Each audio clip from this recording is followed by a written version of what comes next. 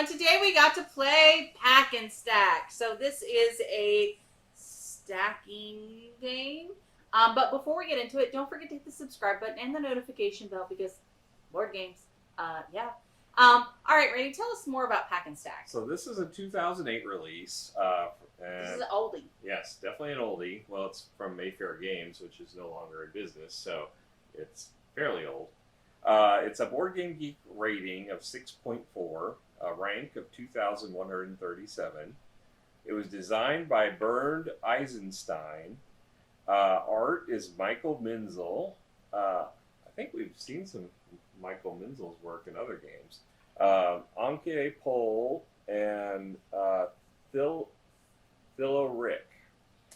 Published by Mayfair and Cosmos. It's a dexterity dice rolling and puzzle game. It is, as we mentioned, out of print, and it's not being sold anywhere like eBay or anything like that I can see, or the geek market. But I did see a third party selling it on Amazon for $199. Woo! Quite a markup from what I paid for it back in the day. Woo!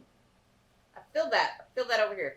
All right, well, so let's talk about quality of pieces. So quality of pieces are, you definitely have different rectangles of different colors, which match the dice. They're all solid wood.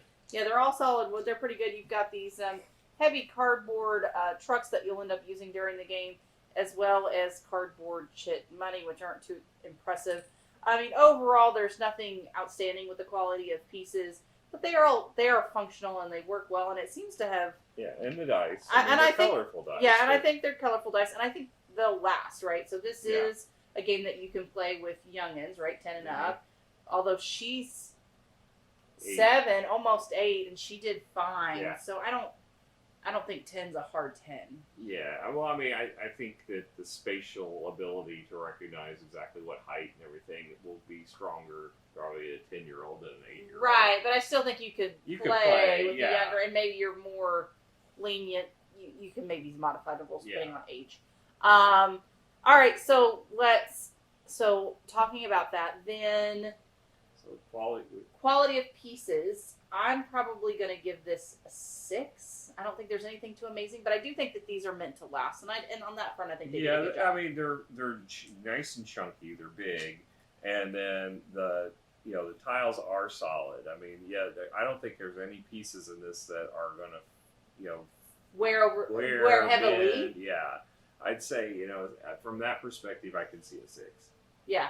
Yeah, I'll do the same. Okay. All right. So now let's talk about theme. So the theme is you're trying to ship these different trucks with the different goods that are for sale. I think it's you're moving, actually.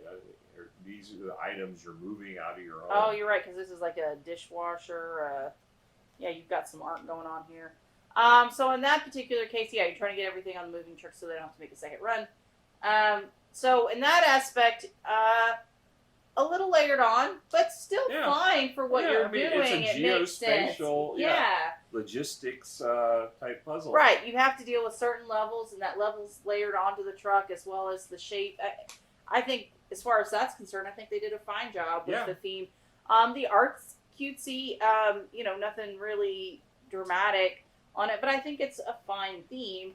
Mm-hmm. I'm probably going to give this a 6, though. I mean, it's not heavy. But it's definitely not heavy, but I think it's a fun... It's not someone you see very often. No, they did a good they did a good job. Yeah, it's unique. It's well done. It's just, there's not a lot there either. And I would say this is probably one of the early geospatial type games that are out there. I mean, I haven't seen too many pre this date, unless you talk about puzzle games from back in the day would be more like Tetris, which was a video game. You don't see it in a board game back then. So 2003, this is pretty early 2008.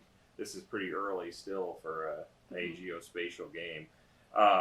So in that sense, it was kind of unique for the time. All right. So give it a score. I'll probably go ahead and give it a 7 just because of the fact that it was something novel. Okay, at the time. All right. What did you see about the theme? Do you think the theme's pretty cool? I think the theme is, you stack, it's pretty clear what you do, but once you play it a few times, I'm guessing it just gets boring, so I'm just going to give it a 5. Okay. All right. Fair enough. All right, so then let's talk about Rulebook. How was the Rulebook, Well, I don't know if Randy? you can call it a book. It is A a page. sheet. It's a page. One page. Honestly, that's all that was needed. Yeah, it's not complex at all. And what the interesting thing is, even with it being one sheet, they actually have variants, 4 different variants for this game. Oh, so nifty! There's different ways to play it. So the the rules are very clear. The first page of it is the first half is apart from they got the cover art on the top half. You have the components, and then you go into the gameplay, and the gameplay is so simplistic. It really doesn't need any more than this sheet. And I like when it's if it is a simple game like this, it's a quick read. There's no reason to add extra fluff. So, given how clear it is, I'm going to go ahead and give it an 8. Okay, great, fantastic. All right, so let's talk about gameplay. The gameplay is pretty straightforward. So everyone takes their turn and rolls the dice. So, for example, this one in my navy die has 1, so I'm going to take 1 navy piece.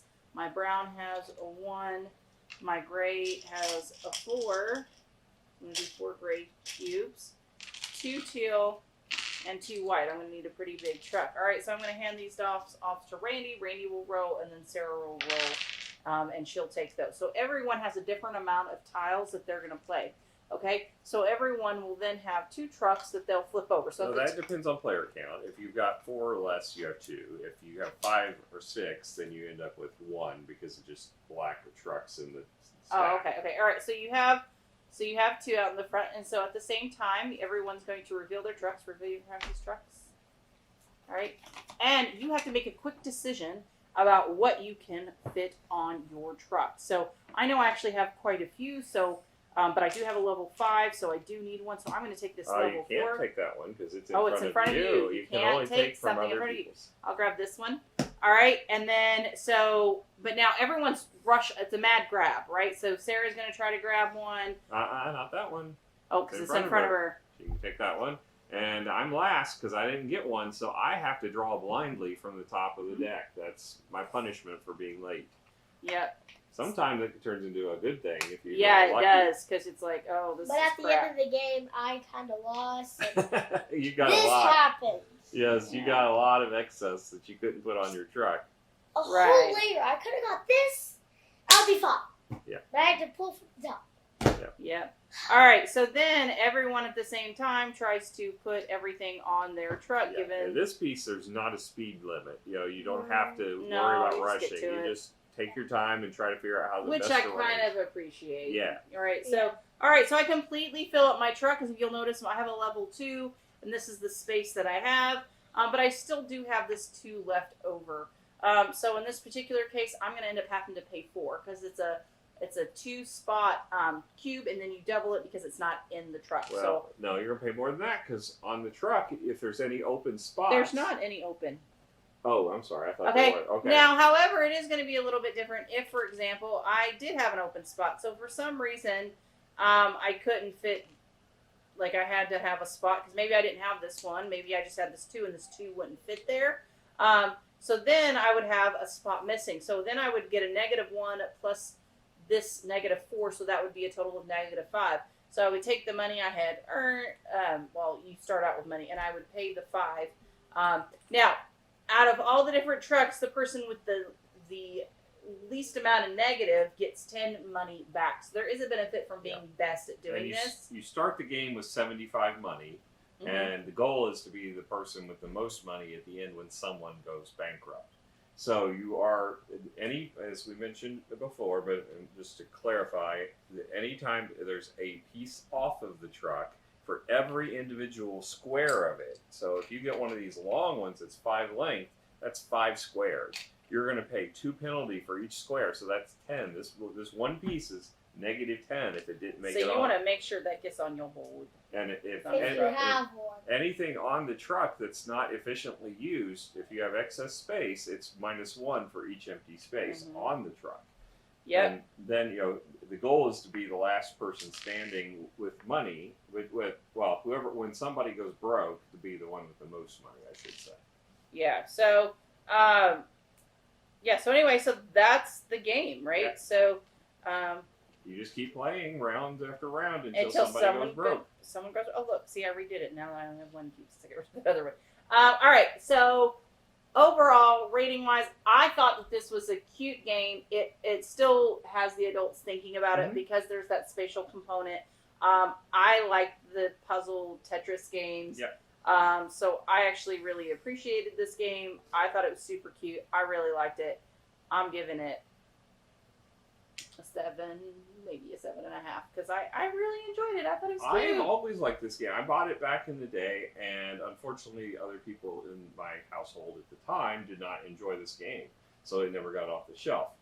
The person I have in the household now likes it, and I'm happy about that. I do like this game. I think this is a cute game. Because I like geo puzzles. I do too. I like trying to arrange the things, and this one, obviously, I didn't do well at this time, but I got a really bad draw a couple of times. But yeah, apart from that, I think it's an interesting puzzle. It's got a lot of you got some quick grab.